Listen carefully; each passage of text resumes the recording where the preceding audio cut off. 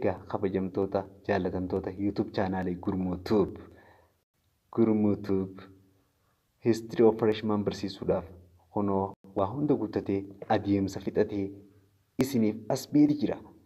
YouTube chaanaalii kana jajjabeessaa like, share, subscribe godhuu akka hin daganne. YouTube chaanaaliin lammii teessan saba keessan Oromooti jedhashti like, share, subscribe gochuu akka hin daganne. Mata dureen irraa eegallu Ancient State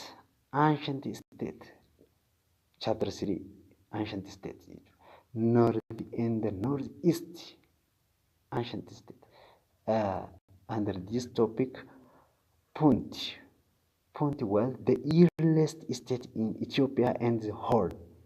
Punti kun mootummaa Itoophiyaa fi gaanfa Afrikaa keessa isa jalqabaa kan ta'edha.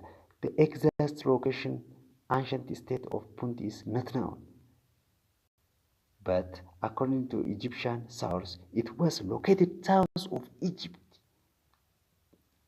Argamni dhugaa kan Punti hin beekamu yookaan bakki argama tana jaanii adda baasuun nama dhiba. Maaliif jennaan ragaa qabatamaan waan hin jirreef.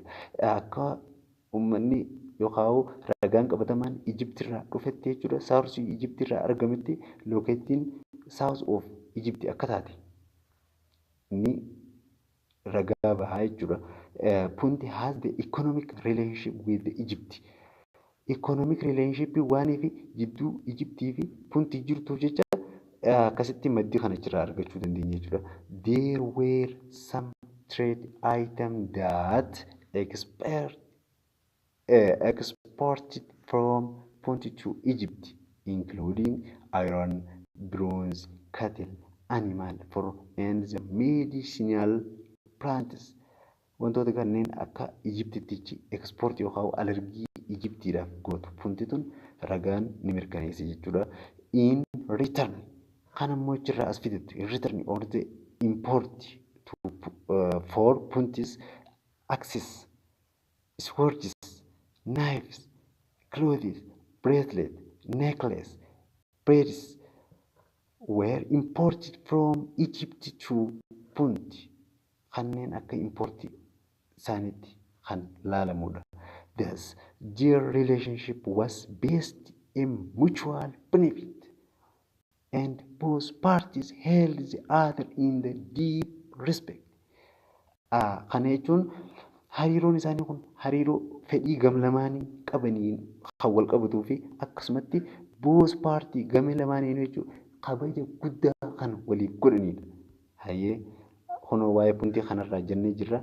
Akkasuma waa'ee Puntii dabalataan ragaan gahaa waan hin jirreef hanga nu gahe jenneeti. Amma bakka gara daamaatti kan deemu taate wanti irraa deemaa jirrus gaa PowerPointidha waan ta'eef balleeftanii laaluu mujula ministeera barnootarraa ni dandeessan jechuudha.